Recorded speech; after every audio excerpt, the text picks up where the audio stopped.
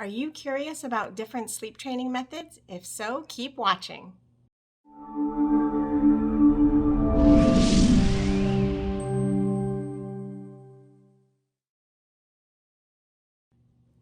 Hi, Nicole Johnson from the Baby Sleep Site here today, and I'm the lead sleep consultant and founder of the Baby Sleep Site. I've been a sleep consultant for over 14 years, and today we will be talking about different sleep training methods.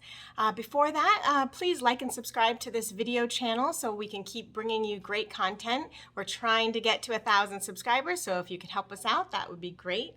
Okay, without further ado, let's talk about sleep training.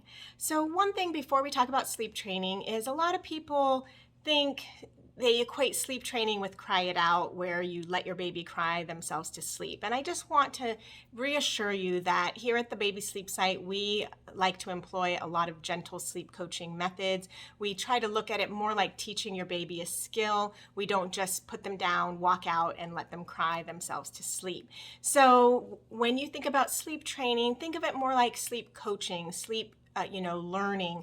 Think of sleep training as teaching your baby a new skill, just like habits at the dinner table, teaching them how to walk, that kind of thing. With sleep coaching, what you can consider is just like when your baby's learning to walk, you could hold two hands, then you hold one hand, then you let go and let them do it on their own. We do the same thing with sleep coaching, where you're gradually helping them learn to sleep more independently. So with that said, there are multiple ways to do this. We have lots of sleep coaching methods that you can consider. I'll go over kind of the main 5 that you can consider, but keep in mind there's so many variations and little things that we do when we work one-on-one with the family. We'll make small changes just depending on the unique situation. So for example, our most common gentle sleep coaching method is fading. So for example, my son really loved to be rocked to sleep and fed to sleep. So one thing to keep in mind is you can make small changes. For example, let's say my baby liked to be rocked at quite a rapid speed. So what I tried to do is gradually reduce that speed until he no longer was dependent on any movement whatsoever. You can make small changes and fade out your part of the equation as far as putting them to sleep. If you're patting their back to sleep, for example, you might pat at a constant rate for for 10 minutes. Well, perhaps you can fade out how much patting. You can change the duration, change the tempo, and gradually help them learn that they only need your hand on their back to sleep, for example. And then eventually you can fade out your hand on their back. Those are the types of things to keep in mind when you're fading out using that type of sleep coaching method. Now, that doesn't mean your baby won't cry at times or be frustrated at times, but keep in mind you're there every step of the way, showing them that there's a new way to go to sleep. So another gentle sleep coaching method is pick up, put down. Essentially, when your baby starts to fuss a little bit, you can let them fuss while you're fading out padding, for example. And then let's say they start crying a little bit harder, then that's when you can pick them up, calm them down, and then put them back down.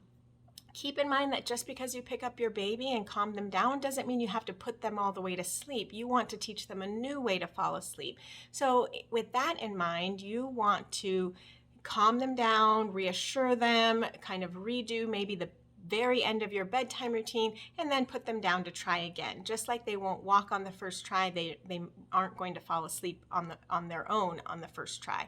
So do your best to continue to guide them in the right direction.